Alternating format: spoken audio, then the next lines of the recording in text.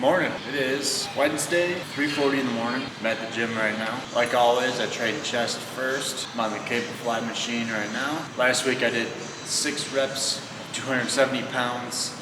That was on a different machine at a different gym. This machine only allows us to go to 265, so I'll just lower the weight by 5 pounds and hopefully get a lot more reps.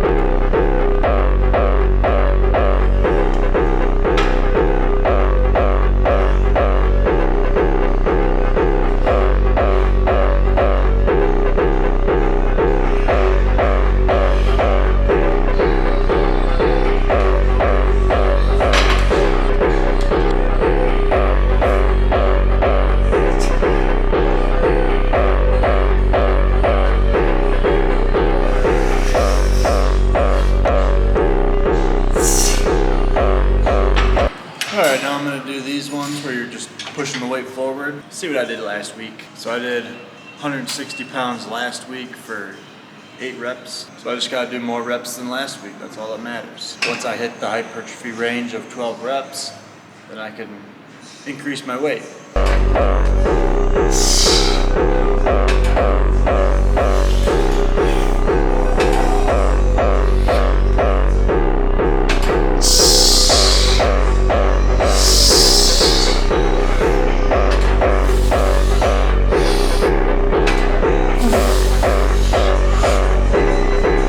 I'm going to do a 10-pound drop set.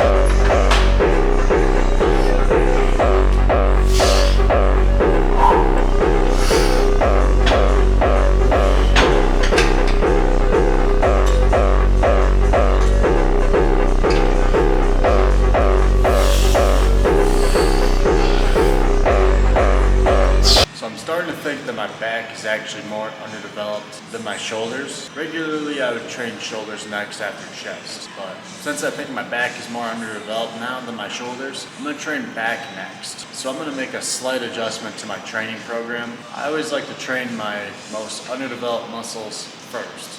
So like first is the worst, so chest, and then second is the second worst, so now it's going to be back. After that, shoulders. If I'm doing this big upper day and I'm creating all this psychological fatigue during my lifts in the beginning and then it gets to the end of my lift, I don't even want to be here anymore, and it's going to be harder for me to stay disciplined near the end of my lift. So that's why I like to hit muscles that are already well developed at the end of my lift. So like, you'll know that my lift is almost over when I'm hitting biceps or triceps. But here's what I like to do. I like to do these D handle pull downs. I like to put D handles on both of the carabiners on this machine. I like to just go like this, just like that. That's what I like to do. It's great for lat development. It's actually been a while since I've trained them. Last time I did them, I went 175 pounds for 9 reps. So that's a hefty amount. This is in kilos, so I gotta do the math. It's like 2.25 pounds in a kilo. Alright, so around 80 kilos. So I recently broke my finger and the splint's getting ready to slide off when I do these. So luckily the gym has these straps here. This is not what the straps are made for. These straps are made for deadlifting or doing any pulling movements without putting any fatigue on your forearms. But I'm going to use it so the splint doesn't fall off, right? Because the reason why the splint's sliding off is because I gotta hold it like this. I'm creating downward pressure on it, so it's just gonna pop right off. So I'll use these to help me out. I'll even show you how to put them on. So I would always get your own pair and keep them in your bag, but I'm lucky enough for this gym to actually have some. This one's gonna be for the right hand. You can tell it's gonna be for your right hand because when you stand it up like this one's facing to the right. This one faces to the left, so it's gonna be on your left hand. So how I do it is I get my hand in like this. I get my whole wrist into it like this, and then I put the loop right up next to my thumb like that. And then this just kind of flops down. And then let's say this is the handle that I'm about to grab. I put the floppy part on the handle like this, and then I'd pull it with my finger, and then I'd wrap it like this, and then I'd start twisting it so it tightens up.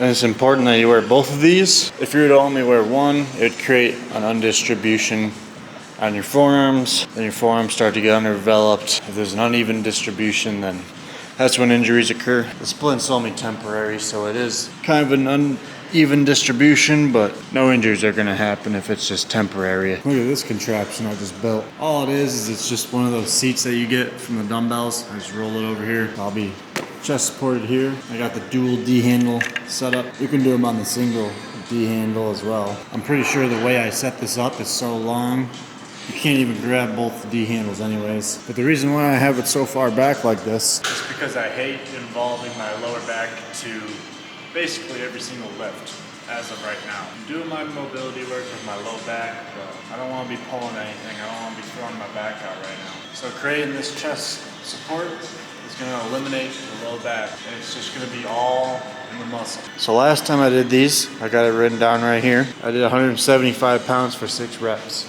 So I can just go for 7 reps or 8 reps. You can also use your little, oh, wrong side. You can also use your little strap system if you have a broken finger. I'm gonna use it. I'm gonna use it for both hands too. I don't think both of those cables will reach anyways. I'm gonna test it really quick. Oh yeah, I'm just gonna use the one hand. I'm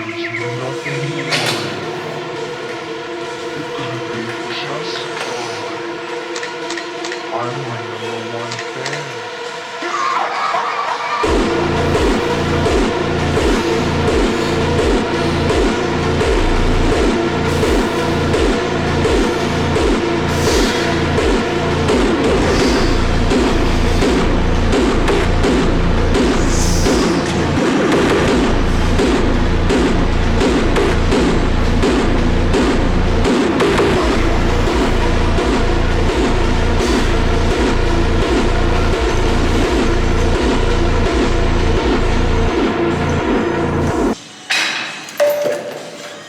You gotta make your muscles burn. If your muscles aren't burning, you're not growing. We're done with back. Now we can do shoulders. So we'll get nice and close to the machine. We can even put our hand on it for support. So getting close like this and doing your extension, that's gonna be trained in the short position, but we're gonna wanna warm up. Every time we train a new muscle, you wanna warm up. Usually my warm-ups are basic, right? I got my 5 pounds. I like to show it off how I warm up on this one because it's really easy to warm up on this one because I can just reach over, adjust the weight, and then do my rep. So this is how it'll look too. It'll look like this, right? But we're warming up. We're gonna do about 4 reps, right? And we're gonna come down 50% load on that first set, or around 50% load. It doesn't have to be perfect. You don't wanna see me grabbing quarters and putting them on there to add some weight, to add like a 1/16 of a pound. You don't wanna see me doing that. Just be somewhat close to 50%. And then the next one, just gradually increase your percentage all the way up to 100%. So this is like what, 75% load? We're gonna do 2 reps or 3. Bang. And then now, 100% load. This is what I'm gonna stick with. This is the load that I want. This is the load that's gonna give me 6 to 12 reps. That was our warm up. I'm gonna warm up on the other side, and then I'm gonna start my set. Might as well keep this strap with me the whole time. I'm gonna need it.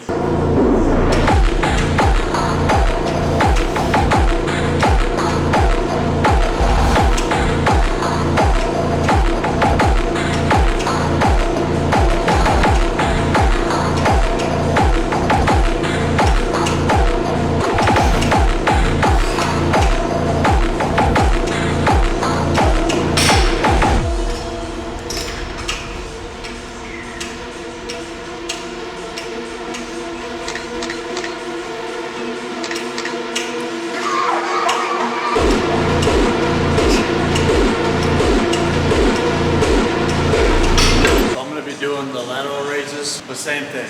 I love the chest support. I don't want to be using my low back on these lateral raises. I want to use my shoulders, not my low back. So, bang. So once you already start training your muscle, you don't need to do that little warm up I was teaching you. I warmed up when I was doing the lateral raises on that cable. I don't need to do them over here though. But I will say, I am learning a lot in this lift today because of my finger.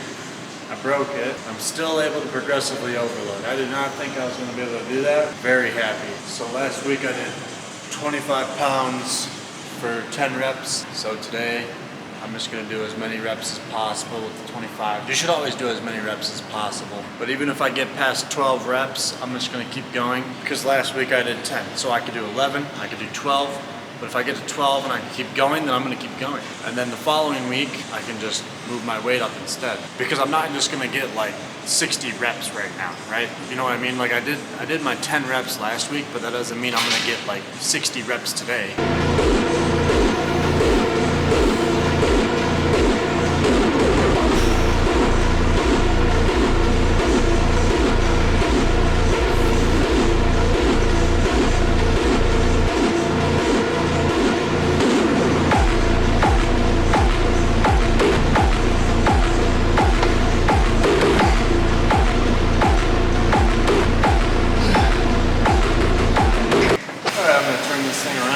Same scenario here. Last week, 10 pounds. This week, I'm gonna go 11, 12, 13, 14, 15. I don't care. This will be the last week I'm training 50 pounds. That's for sure. I'm a little nervous here.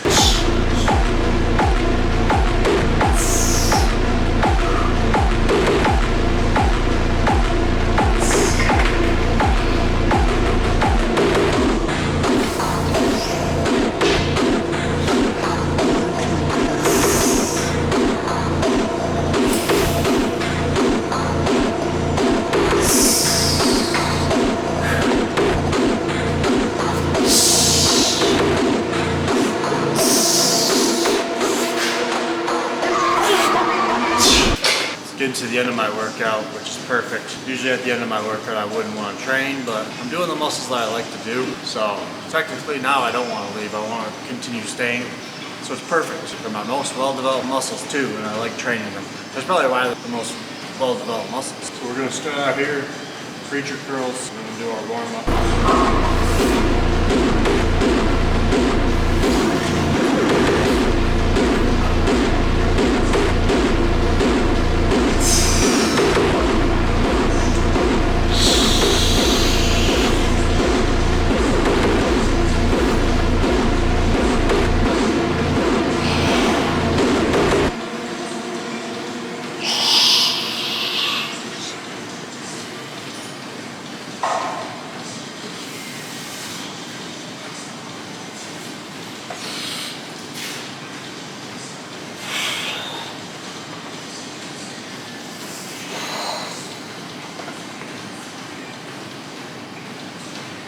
Alright, so I just got off of work. This is the humble abode for now. The build is not finished. Nowhere near being done. But this is the setup so far. But we got a nice finish ceiling up top right here. So on this left side here, this is all the unfinished stuff. Eventually there's going to be a huge, massive cabinet right here covering all this. But for now, I just got a generator that sits there. I got this fire extinguisher right up on deck for if I need it. I've never needed to use a fire extinguisher. A couple tools, just some tools that don't fit anywhere. We'll just lay on the side for now. I got a power bank right here. It's got 2 USB ports and then it's got 2 of the newer iPhone ports. I don't know what those are called. And then it tells you the voltage on your battery bank, so 13.1 volts. And then I already got some stuff charging right now. I just got my batteries for my camera charging. Eventually I'm gonna make a little box right where all this insulation is, and then I'm gonna put all these little charging ports right up into here, including my light switch. All of that is gonna go like into the wall like that. It's gonna look really cool. It doesn't look cool now, but it will soon. A little bit to the left, we got my sink. Got a trash can that needs to get taken out. And then we got the water plumbing system. That's the fresh water, that's the gray water. The sink does work, and then you can also give it a shower mode. And then as you can hear, all that water is going into the gray water right now. I got my carbon monoxide on the back of my sink, but the sink is really cool. I can take this little clip off, it kind of flaps down. I'm gonna fix this looseness pretty soon, but what you can do is you can pull this out. I got this little hook magnet that you can just put the sink head to. You turn the water on, and then you got yourself a mini shower. That you can actually use this a lot after work when I'm cleaning my hands off and stuff. But eventually I'll throw a curtain on it and then do some water resistant panels right here, and then even put some backing in and install some shelves for body wash and lotions and stuff. This could be its own little shower area. So over here I got my 120 volt stuff. Really, right now the only thing that's powering is my 2 fridges, which are right here. This is the converter, so it's like 12 volts over to 120, so I can power the bigger stuff. Above all that, a little temporary place for my pots and pans to go. I got a 1 burner stove that you power on, burns perfectly. And then if it gets too hot or there's too much condensation, I got the fan right next to it. It'll suck all the condensation right out. This is just an extra laundry basket with my gym bag, laptop, and a bunch of other things on the inside of that. I got nowhere to put it right now, but once those cabinets get up, they'll go somewhere up here. I got this fridge here that I just kind of strap the door shut as of right now. Figure out some kind of way to have a little latch. Maybe I'll put a magnet here. Maybe I'll push this magnet. Oh, that's a strong freaking magnet. Maybe I'll push that magnet over here though, and then put some kind of latch on it so I can like lift it up and then open it. But as of right now, we just got a bunch of ice bags, and then this is literally just ice. Bodybuilder food. We got sweet potatoes down there, bone broth right there, some orange juice, more orange juice, and then we got some ground beef with a liver blend. I'll leave some baking soda in here too so it doesn't smell bad. But it's got a really cool lock on it that I like. This is just an extra freezer that nothing's in it right now, and it's not even powering on right now. And then I got the toilet. You can lift it up, it hits right here, so you gotta kind of bend it a little bit to open the toilet up. And when you're done, you just slide it right back in, and it just locks shut because it's got these little locks right here. Underneath the toilet though, I got my scale. It's got sawdust all over it. And then to clean off that sawdust, I got my little dirt devil back here. And then just a bunch of cords and a bunch of ratchet straps that I could probably cut one day, but just never got to it. Underneath this floor is actually my main floor, but right now this is just like a protection because I'm still doing my construction in here. I'm still building stuff. Stuff's still falling and hitting the ground really hard.